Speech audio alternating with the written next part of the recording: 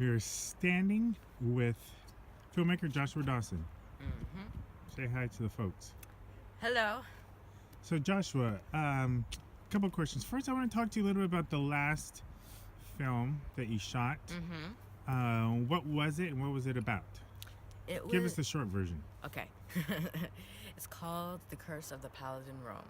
The Paladin Rome is like a group of people, and they've been searching for the 12 books of the Paladin Rome. And so, this was the original site, so the audience thinks that, this is where they're going to find the 12th book, which is the most powerful out of the 12. But we filmed a double at another abandoned place, stealing shots. He is charged with figuring out what it means and how to decipher the spells. But he's been followed, and you follow him while he's going through and figuring out what the book means. The spot behind you is in the movie where the 12th book is located. Correct. But obviously we weren't able to go out there, so we found an abandoned, what was it, like a burnt down restaurant or something? Yeah. And we filmed there. Very smart. What do they call that in filmmaking? Doubling. Cool.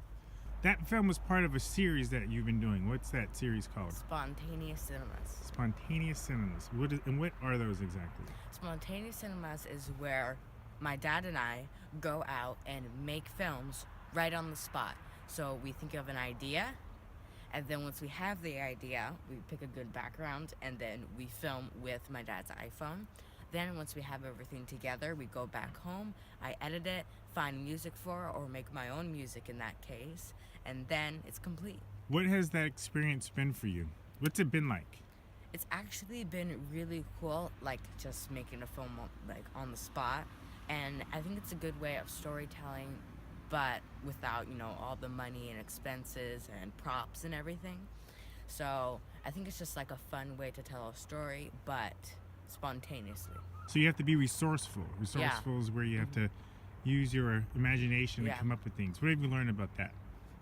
I've learned that you'll be surprised on how many resourceful things you can find. There's one example that comes to mind, one of your earliest ones of resourcefulness. Do you remember what it is? One of the most resourceful things you came up with. One of the most resourceful things we came up with was the alien. The story was about a guy who is a spy who is getting information and needs to get to this fort. When he gets there, he calls the headquarters, but no one answers. And so he finds that the fort is abandoned. And so he goes through and he has to figure out what's going on. But only the audience knows that there is a creature lurking through the area. So we were figuring out what we wanted to do with the alien because he's been transported to the future.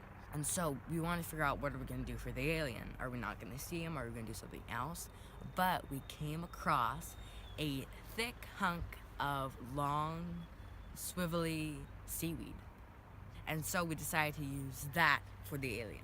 Are there some of the ones you shot that you just thought like, oh, I really, like you couldn't wait to get on it right away? Let me think. There's a lot of them. Yeah? I think probably the latest one we've done. Curse of the Paladin Rome. Oh, really? Because it was really upbeat and it had a really good story, and we had a lot of shots with this one. I also had a sense of mystery, which is like my good side in filmmaking. And and it's just the look and feel of like the story just really fit with me. How do you overcome the setbacks of shooting on an iPhone? Well, it really helps when you're making spontaneous cinemas where you're walking out and you don't have to carry an expensive, heavy camera. And when you have an expensive, heavy camera, it normally takes a long time to get focus right, coloring and, lighting, all set up for the specific shot. The iPhone, however, does some of the same exact things, but it's, it fits in a pocket. And so it just really, really just helps the easiness of filming. Noise is something I really do not like. Noise is the pixely stuff that appears when something is too dark and the phone or the, camera or something is trying to lighten it.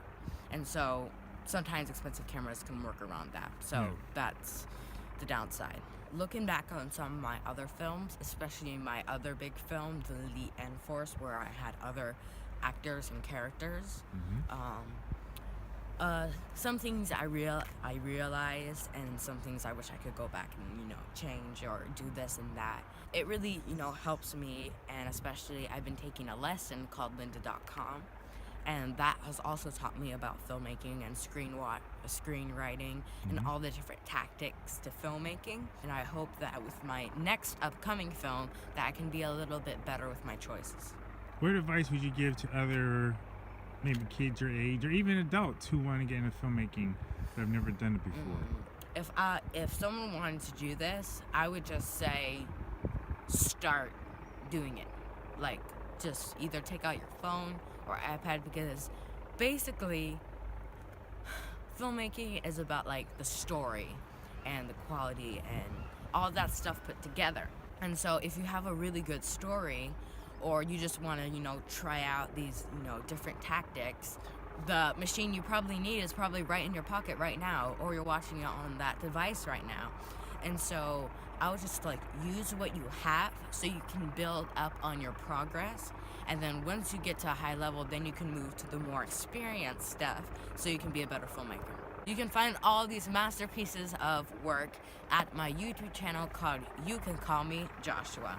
I have spontaneous cinemas, travel diaries, and other videos I make. Thank you, sir. Mm-hmm. All right. Thank you.